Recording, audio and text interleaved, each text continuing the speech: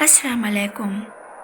जिन का साया एक मासूम बच्चे की खौफनाक कहानी है जो आज मैं आपको सुनाने जा रही हूँ। बहुत ही दिलचस्प कहानी है, तो वीडियो को लास्ट तक ज़रूर देखना। मेरी ज़िंदगी की सबसे भयानक यादें मेरे बचपन से जुड़ी हुई हैं। एक ऐसी याद जिसे मैं भूलने की लाख कोशिश करता हूँ, लेकिन वो हर रात मेरे ख्वाबों में आकर मुझे खौफज़दा कर देती है। मैं उस वाक़ये को अपनी ज़िंदगी के किसी और दौर में दफ़न करना चाहता था, लेकिन शायद अब वक्त आ गया है कि मैं उसे दुनिया के सामने लाऊं। ये कहानी मेरे बचपन की है, जब मैं सिर्फ 8 साल का था और हमारे गांव में रहता था। गांव छोटा और सादा था, जहां ज़िंदगी सुस्त रफ्तारी से चलती थी और लोग एक दूसरे के साथ मोहब्बत और खलूस से रहते थे। लेकिन एक रात सब कुछ बदल गया। उस रात ने मेरे ख़ानदान और मेरी ज़िंदगी को हमेशा के लिए बदल दिया। मेरा नाम हसन है और मैं अपने वालिदैन के साथ एक पुराने बड़े घर में रहता था, जो हमारे ख़ानदान की कई नस्लों से था। ये घर बहुत बड़ा और कदीम था और उसके कुछ हिस्से कभी इस्तेमाल में नहीं आते थे। हमारे वालिदैन हमेशा उन हिस्सों में जाने से मना करते थे, लेकिन एक बच्चे की फितरत में तजस्सुस होता है और मेरा तजस्सुस बहुत ज़्यादा था। एक दिन मेरी माँ ने मुझसे कहा कि मैं घर के पिछले हिस्से में ना जाऊं, क्योंकि वहाँ कुछ अच्छा नहीं है। लेकिन मैंने उनकी बात को मजाक समझा और एक दिन जब वो और मेरे वालिद गांव गए हुए थे, मैंने उस पिछले हिस्से की तरफ जाने का फैसला किया। जैसे ही मैं उस पुराने हिस्से में दाखिल हुआ, मुझे एक अजीब सा एहसास हुआ, जैसे कोई मुझे देख रहा हो। वहाँ की फ़िज़ा में एक अजीब खामोशी थी, जैसे सब कुछ रुक गया हो। मैं एक छोटे कमरे में पहुँचा, जहाँ एक पुराना संदूक रखा हुआ था। बचपन की मासूमियत में मैंने उसे खोलने की कोशिश की, लेकिन वो सख्ती से बंद था। मैंने बहुत ज़ोर लगाया और आखिरकार वो संदूक खुल गया। जैसे ही वो खुला, एक सर्द हवा का झोंका आया और मुझे एक अजीब सा एहसास हुआ कि मैंने कुछ गलत किया है। अगले चंद दिनों में अजीब वाक़यात होने लगे। मैं रात को सोते वक्त खौफनाक ख्वाब देखने लगा। कभी ख्वाब में कोई स्याह साया मेरे करीब आता, कभी मैं खुद को किसी ऐसी जगह देखता जहां हर तरफ अंधेरा और खौफ था। लेकिन ये सिर्फ ख्वाब नहीं थे। जैसे जैसे दिन गुजरते गए, ये वाक़यात मेरी रोज़मर्रा ज़िंदगी में दाखिल होने लगे।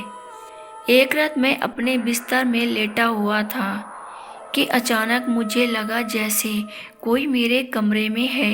मैंने आंखें खोली और देखा कि एक स्याह साया मेरे बिस्तर के करीब खड़ा है। उसके चेहरे की शक्ल धुंधली थी, लेकिन उसकी आंखें सुर्ख अंगारे की मानद चमक रही थी। मैं चीखना चाहता था, लेकिन मेरी आवाज़ बंद हो गई थी। वो साया आहिस्ता आहिस्ता मेरे करीब आता गया और जैसे ही वो मेरे करीब पहुंचा, मैं बेहोश हो गया। जब मैं होश में आया तो मेरे वालिदैन मेरे सरहाने बैठे थे। मेरे वालिदैन बहुत परेशान थे और मेरे जिस्म पर ज़ख्मों के निशानात थे, हालांकि मैंने खुद को कभी ज़ख्मी नहीं किया था। मेरे वालिदैन ने फ़ौरन मकामी मौलवी साहब को बुलवाया। मौलवी साहब ने जब मेरी हालत देखी तो फ़ौरन समझ गए कि कुछ मौराई कुव्वतें मेरे साथ हैं।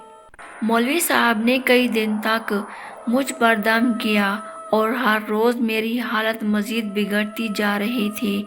मैं अक्सर चीख कर कहता कि वो मुझे छोड़ेगा नहीं, वो मुझे ले जाएगा, लेकिन मेरे वालिदैन को कुछ समझ नहीं आ रहा था कि मैं किसकी बात कर रहा हूँ। मेरा जिस्म दिन ब दिन कमज़ोर होता जा रहा था और मेरे चेहरे पर खौफ के आसार नुमाया थे। ایک رات مولوی صاحب نے فیصلہ کیا کہ ہمیں اس جن کا سامنا کرنا ہوگا۔ انہوں نے میرے والدین سے کہا کہ وہ رات کو ایک خاص جگہ لے جائیں جہاں وہ جن کو بے نقاب کر سکیں گے۔ وہ جگہ گاؤں کے باہر ایک پرانا قبرستان تھا جہاں لوگوں کا آنا جانا بہت کم تھا۔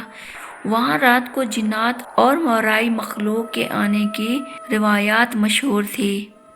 میرے والدین مجھے اس قبرستان میں لے گئے جہاں مولوی صاحب پہلے ہی موجود تھے۔ وہ قرآن کی آیات پڑھ رہے تھے اور اپنے ارد گرد حفاظتی حصار بنا رہے تھے۔ جیسے ہی مولوی صاحب نے مجھے حصار کے اندر بٹھایا، ایک سرد ہوا چلنے لگی اور فضا میں عجیب سی خاموشی چھا گئی۔ ایسا لگ رہا تھا جیسے کچھ بہت برا ہونے والا ہو۔ اچانک مجھے پھر وہی سرخ آنکھیں نظر آئیں اور میرے اندر کچھ عجیب سا بدلنے لگا۔ میری آواز بدل گئی اور میں غصے سے چیخنے لگا، تمہیں کیا لگتا ہے تم مجھے روک لوگے؟ میں اس کے جسم میں ہمیشہ کے لیے رہوں گا۔ یہ میری آواز نہیں تھی، یہ جن کی آواز تھی جو میرے جسم کے اندر سے آ رہی تھی۔